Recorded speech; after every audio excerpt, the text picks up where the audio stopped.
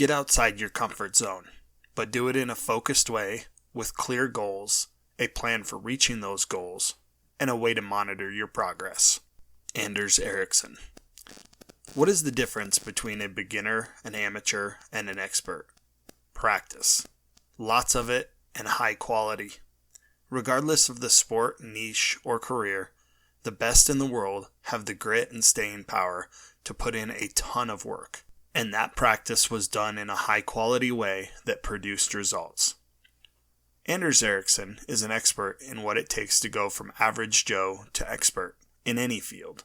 His book, Peak, lays out practical primers on how to use deliberate, purposeful practice in advancements in any area that you'd like to improve on.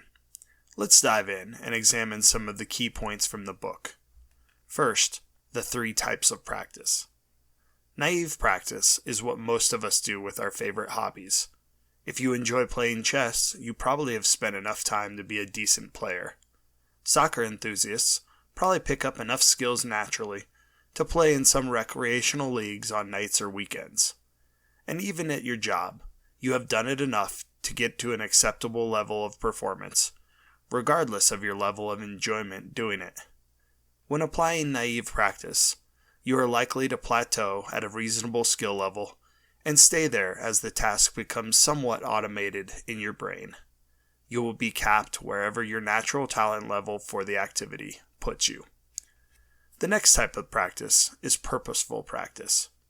As you might have guessed from the name, when you are practicing in a purposeful manner, you are more focused and thoughtful about what you are doing. You are trying to improve. Purposeful practice usually has some of the following characteristics. You have defined set goals. You've planned out baby steps to reaching a longer-term goal. You focus on this practice. You want feedback from others. You want to know if you're doing things right or wrong and how to fix them. Purposeful practice requires you to get out of your comfort zone and push yourself to improve. Often, someone will employ purposeful practice when they notice they aren't improving anymore with just naive practice. They have reached a barrier that requires them to think, practice, and approach improvement in a different way. And lastly, deliberate practice.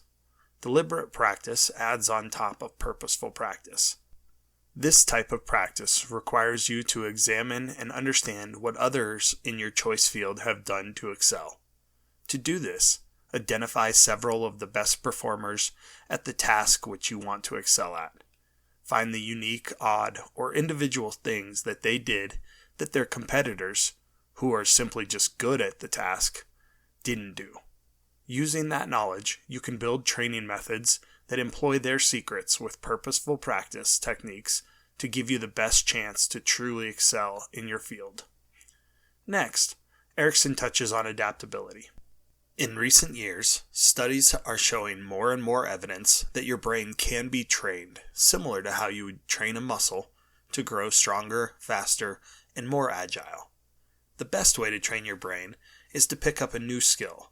This forces your brain outside of its set and normal routines and will increase your overall capacity. Challenging practice, meaning deliberate or purposeful, also can help your brain to stay sharp and focused. When you start with one of the harder methods of practice, you'll probably find that it's hard to stay sharp and focused for more than 15 minutes at a time. With practice and dedication, and the elimination of distractions, you'll find that you can slowly increase the duration of these sessions. Next topic is mental representations. A mental representation is a mental structure that corresponds to an object, idea, or a collection of information, or really anything else, concrete or abstract, that the brain is thinking about. Researchers have found that expert performers have mental representations that are higher quality and have a larger scope to them. The years of deliberate practice these people have put in have helped to shape their brain to understand and excel in their field with highly detailed, complex, and accurate representations of common situations they are likely to face. These representations allow them to make faster, better decisions and react faster in a given situation. Mental representations get developed and improved through practice. So the more time that you spend in either purposeful or deliberate practice on a given task, the better that your representations will get. Ericsson next defines the principles of deliberate practice. There are 3 common myths that Ericsson wants you to get rid of. By doing so, it will be easier to accept the mindset for deliberate practice.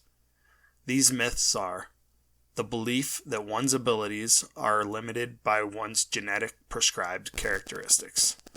2, if you do something for long enough, you're bound to get better at it. And 3, all it takes to improve is effort. If you just try hard, you'll get better. See, deliberate practice uses the following principle. Anyone can improve, but it requires the right approach. If you are trying to learn a skill or improve on a hobby that you've reached a peak at, where you seem to not be getting any better, the first thing to do is to adjust how you are practicing. In the business world, this might mean that you are adding new knowledge when you should be sharpening and deepening the skills that you already have. For a hobby, let's take chess for example. Maybe you currently are spending time studying openings, but you are losing in the in-game. Your practice just needs to switch to in-games, and you should break through your plateau. It can also help to shorten your practice sessions at first. The quality of your focus and concentration is more important than spending hours in a mildly focused state. The author recommends building up to at least 1 hour a day of full concentrated practice to see the best results in any particular area. The last topic is natural talent. Ericsson has almost made a hobby out of investigating stories of various prodigies he's heard about.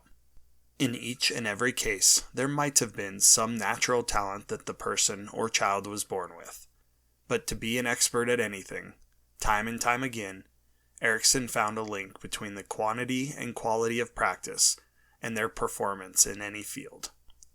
These people he studied may have been more talented to start with, but there are plenty of talented people in the world who aren't excellent in any given field. The difference between experts and the elite in any field, and the merely good, is that experts never stopped practicing and learning. In the end, those who practice more will prevail, while those with an initial advantage will fall far behind if they too aren't practicing diligently. Remember, get outside your comfort zone, but do it in a focused way, with clear goals, a plan for reaching those goals, and a way to monitor your progress. Peak is both instructive and motivational.